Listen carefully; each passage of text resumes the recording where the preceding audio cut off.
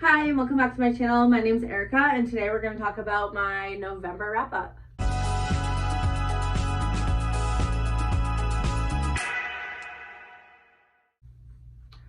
So in November, I had a really great reading month. I read 9 books. I'm filming this a little early though, and I know for a fact I'm going to finish 2 more books before the end of the month, but I'll just talk about those in my December wrap-up. So we have 9 books to talk about today, and let's get into it. So the first book that I read is one that has taken BookTube by a storm, and that is Heartless by Elsie Silver. This book lives up to every second of the hype that it has been getting. It is amazing. So this is about Cade and Willa, and Willa is the best friend from the heroine in the first book, Summer, and Cade is the brother to Rhett from the first book. So Cade is this grumpy cowboy, and he's a single dad, and he's looking for a nanny to take care of his little boy. And Summer gets fed up that he's turning everybody away and decides that she's going to have her best friend Willa be the nanny for Cade, whether or not Cade likes it or not. So they have this really cute meet cute, it's actually hilarious, in a coffee shop. And then he meets her, and he's like, heck no, this girl is not being the nanny to my kid.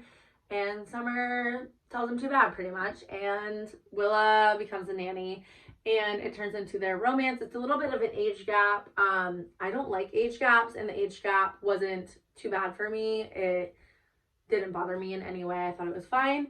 So if you are like me and don't like age gaps, just know this one really wasn't bad. But yeah, it was amazing to watch Willa form the relationship with his son and also form a relationship with Cade in the process. And this book has some really, really good tension in it, some really good scenes in this book. Elsie Silver writes really, really good spicy scenes. I'm pretty picky about spicy scenes. It can really make or break a book for me, and I feel like she does an amazing job with it. So, Heartless by Elsie Silver, 5 stars. The next book I have here is Good Girl, Bad Blood by Holly Jackson. I have a vlog up on my channel where I read all 3 of the books in this series. If you want to check that out, this is the second book in that in the series. So I gave this one 4 stars. This one was not quite as good as the first one in my opinion, but still really, really solid. The mystery was just a little bit slower for me in this one, and I didn't care as much about the mystery as I did in the first one, but it was still really good. I still really recommend it.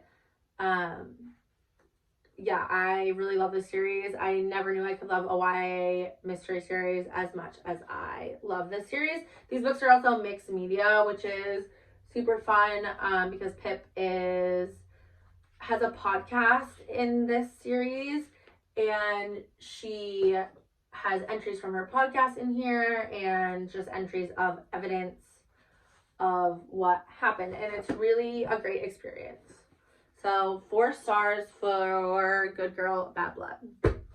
Next I have As Good as Dead by Holly Jackson, and this is the 3rd book in the conclusion of the Good Girls Guide to Murder series, and this one was amazing, amazing, amazing. So this is a 5-star book for me.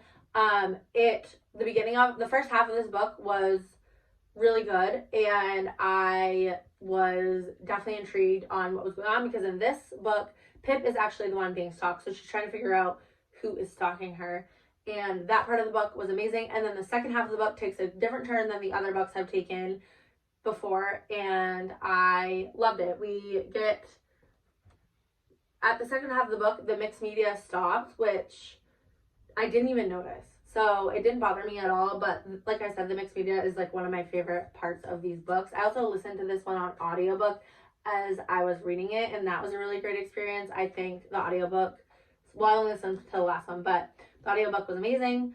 And yeah, I highly recommend this series. If you think you would like it, I think you should check it out.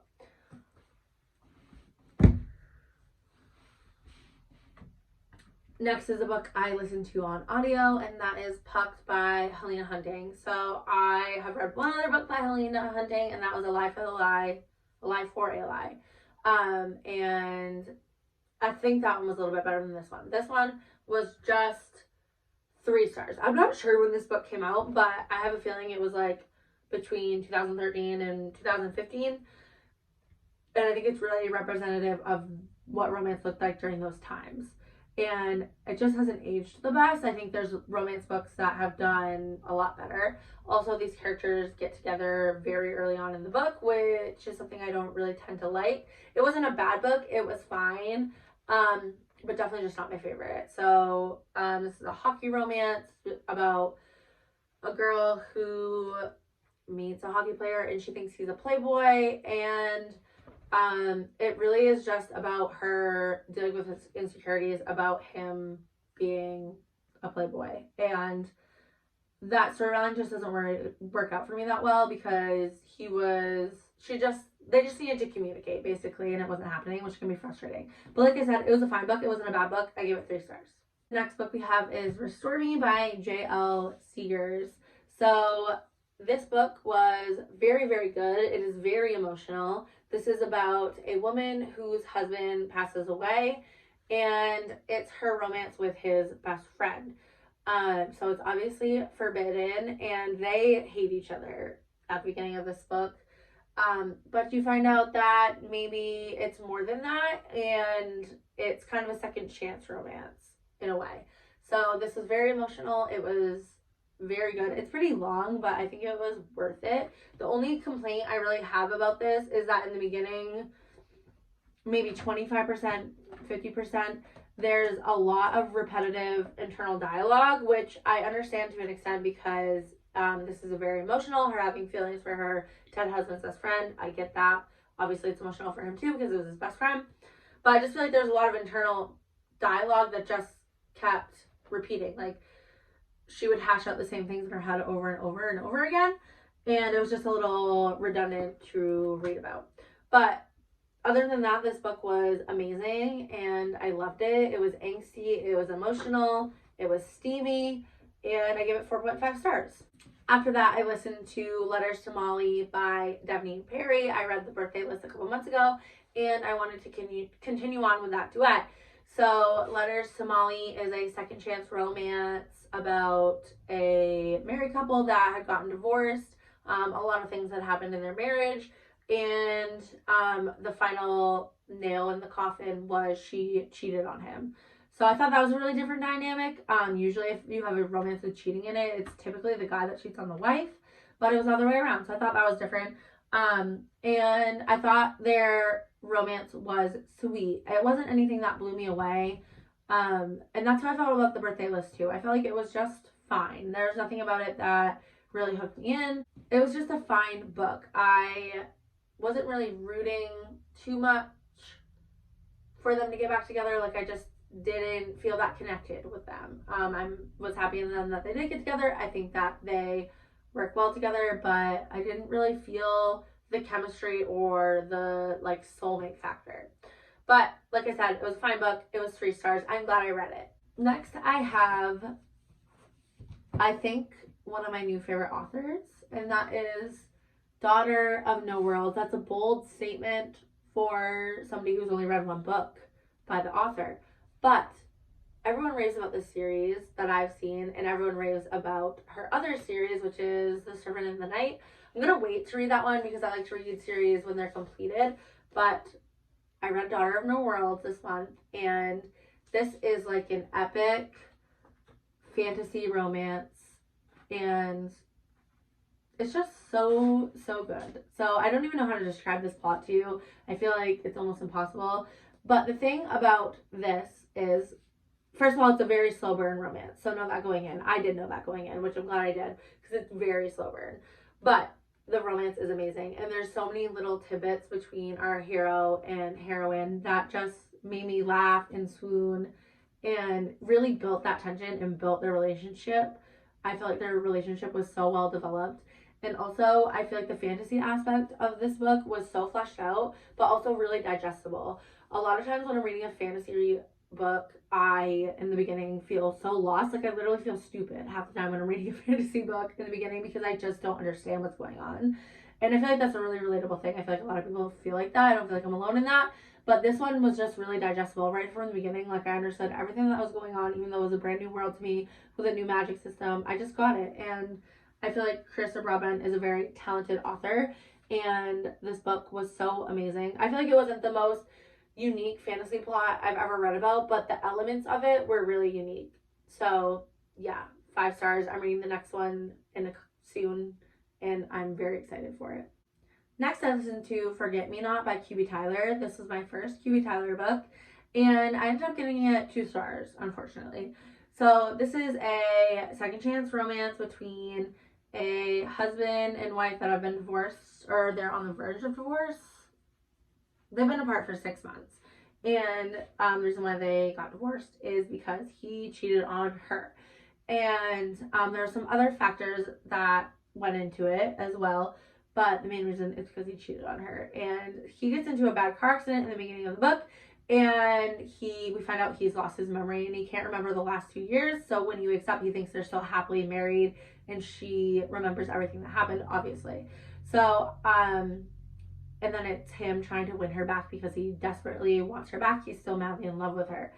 So I thought this beginning of this book was really, really strong. I felt like it was really intriguing for a romance book in the beginning, because a lot of times when I start a romance book, I am just like waiting to get into it. The beginnings are a little bit slow for me typically, but this one, we got right into it. I felt like the beginning was really, really strong, and I was really intrigued. And then when we got to them trying to work on things and work on their marriage, it's where it kind of fell apart. I first of all was bored. Once we got out of the hospital and they were living together, I was bored.